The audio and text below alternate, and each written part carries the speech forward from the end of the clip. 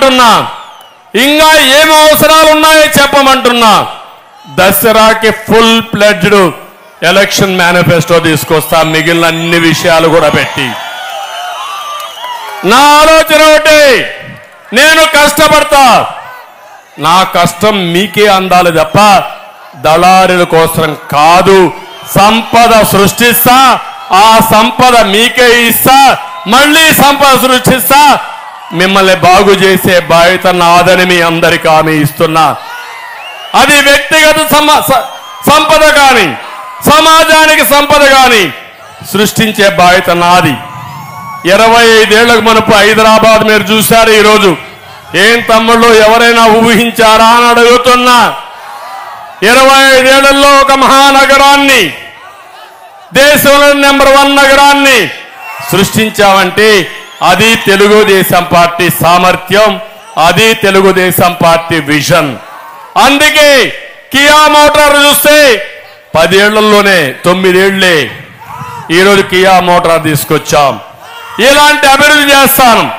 నేను ఇక్కడే మిమ్మల్ని అడుగుతున్నా, ఈరోజు కళ్యాణదుర్గంలో ఏం తమ్ముళ్ళు ఇక్కడంతా సెటిల్మెంట్లే, అవునా కాదా? అంతా దోపిడీలే, అన్ని కబ్జాలమైనవి. ఈరోజు నేను ఇంత మునిపే చెప్పాను, సత్యసాయి శ్రీరామరెడ్డి వాటర్ సప్లై స్కీములు కనీసం మెయింటెనెన్స్ కి డబ్బులు ఇవ్వకుండా ఆటకెక్కించే పరిస్థితి వచ్చారు. ఇక్కడ ఒక పెద్ద మంత్రి ఉంది, ఆ మంత్రిని చూస్తే 160 ఎకరాలు కారు చౌకగా కొట్టేసిన మంత్రి.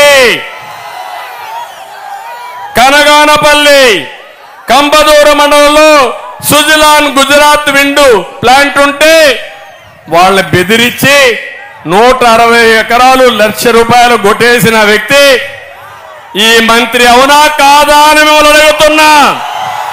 నేను అడుగుతున్నా, ఈ సమావేశంలో మీరు కొట్టేసింది 1,00,000కు, నేను ఇస్తా ₹1,00,000, ఆ 160 ఎకరాలు ఇచ్చేస్తారా అని అడుగుతున్నా మిమ్మల్ని.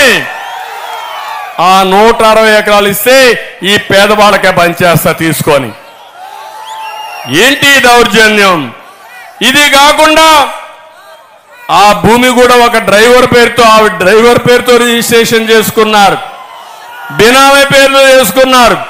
మున్సిపాలిటీలో 200 కోట్ల విలువైన 97 ఎకరాల భూమి సుబేదార్ చెరువుని కబ్జా చేశారా లేదా అని మిమ్మల్ని అడుగుతున్నా.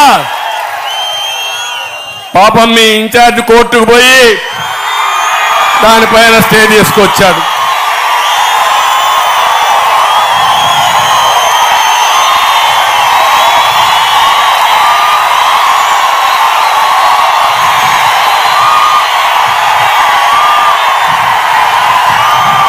ఇంకో పక్కన అగరి నది, పెన్నా నది, ఇసుక 4 ఏళ్లుగా రెక్కలు వచ్చాయలేదా తమ్ముళ్ళు? ఇసుక దొంగ మీ ఎమ్మెల్యే, మీ మంత్రి అవునా కాదా అని మిమ్మల్ని అడుగుతున్నా. ఏం తమ్ముళ్ళు, ఏదైనా లేఅవుట్ ఇస్తే ఎంత ఇవ్వాలి? ఒక లేఅవుట్కి ఎకరాకు 10 లక్షలు, అవునా కాదా? లేఅవుట్లకు డబ్బులు తీసుకునే మంత్రి ఎక్కడికి పోతున్నా నాకు అర్థం కాలేదు. పేదవాళ్లకు ఇల్లు ఇస్తామని 100 ఎకరాలు ₹6 లక్షలు కొని ప్రభుత్వానికి 25 లక్షలకు అమ్మారు. ఎంత గొప్పోళ్ళయా? మీకు మాత్రం కోపం రాదు, నాకే రావాలా? కోపం ఉందా అని మిమ్మల్ని అడుగుతున్నా, తెలుసా అని మిమ్మల్ని అడుగుతున్నా, ఇలాంటి వాళ్ళకు ఓట్లేస్తారా అని మిమ్మల్ని అడుగుతున్నా. ఇంకో పక్క అంగన్వాడీ పోస్టులు కూడా ఒక్కొక్కటి 5 లక్షలకు అమ్ముకుంటున్నారు. అంగన్వాడీ పోస్టులు అమ్ముకునే పరిస్థితికి వచ్చారు. ఇలాంటివి ఎక్కడ చూసినా అవినీతి కంపు. ఇలాంటి వ్యక్తులు కావాలా మీకు నేను అడుగుతున్నా. ఇక్కడికి వచ్చినప్పుడు నేను ఒకటే హామీ ఇస్తున్నా, అందరి నీవా 114 చెరువులకు నీళ్లు ఇచ్చే బాధ్యత నాది. అవసరమైతే ఒక